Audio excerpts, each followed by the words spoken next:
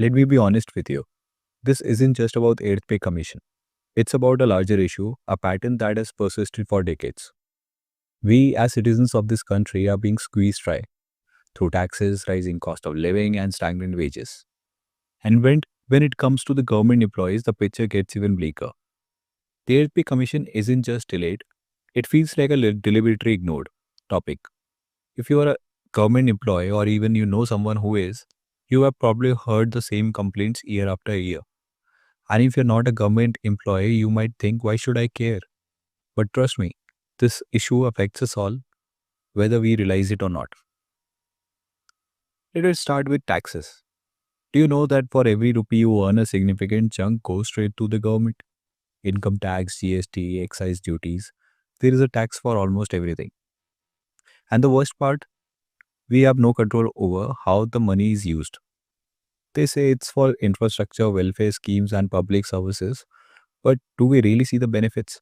Roads remain full of potholes, healthcare is a mess, and public education is struggling. Now imagine being a government employee, you have already paid these taxes, but you're also working under the very system that's failing you. You are expected to keep the machine running, like teaching in schools, treating patients in hospitals, protecting borders, and maintaining law and order, while your own financial well-being is ignored.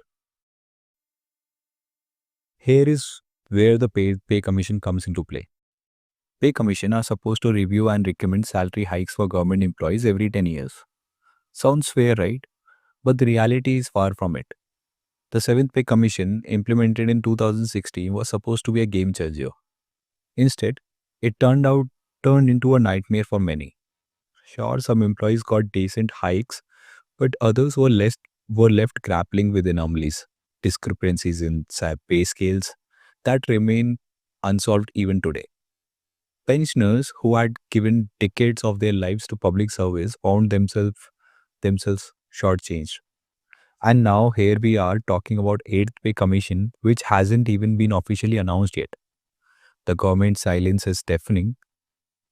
It's as if they are hoping we'll forget about it altogether. One reason the government gets away with this is simple: numbers.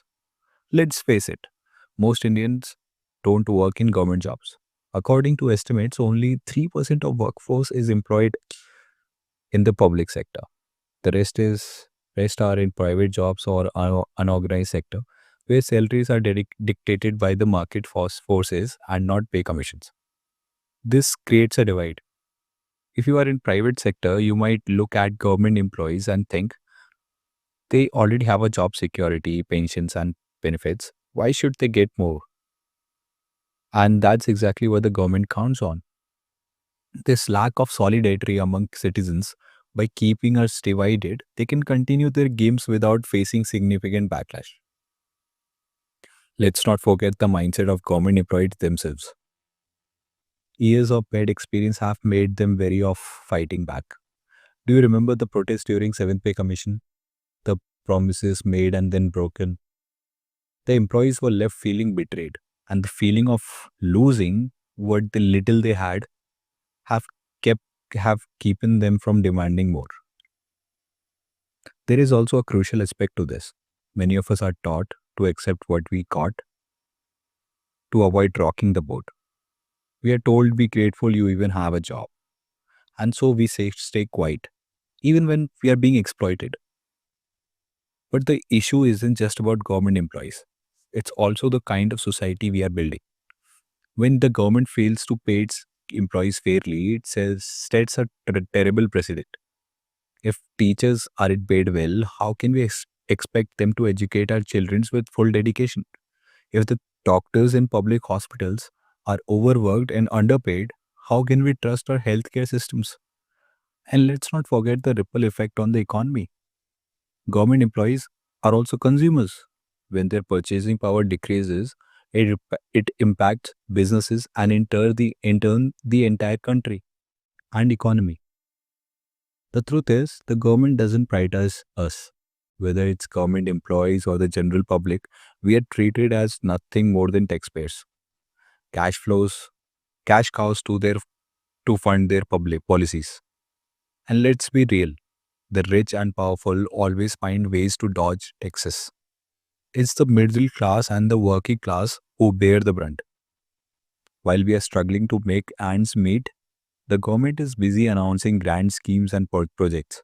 They'll spend crores on advertisement, statues, and foreign trips. But when it comes to increasing salaries or resolving pay scales anomalies, they suddenly become concerned about the physical deficit. So what we can do? For starters, we need to demand transparency. Where is our tax money going? Why the pay commission recommendations delayed or ignored? Why are public services underfunded? Secondly, we need to bridge the gap between different sections of society. Private sector employees need to understand that fair wages for government employees benefit everyone, and government employees need to shed their fear and demand what's rightfully theirs. Lastly, we need to hold government accountable. Elections are the time to ask questions.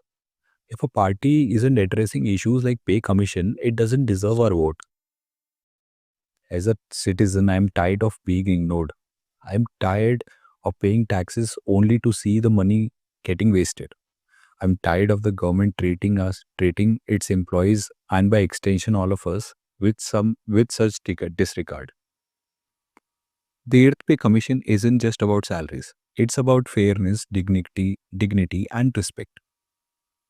It's about building a system that works for everyone, not just the privileged few. And it's high time we made our voices heard. And if you feel the same, share this message. Talk about it with your friends, your colleagues, and your family because change doesn't happen when we stay silent. It happens when we demand it. Let's demand it.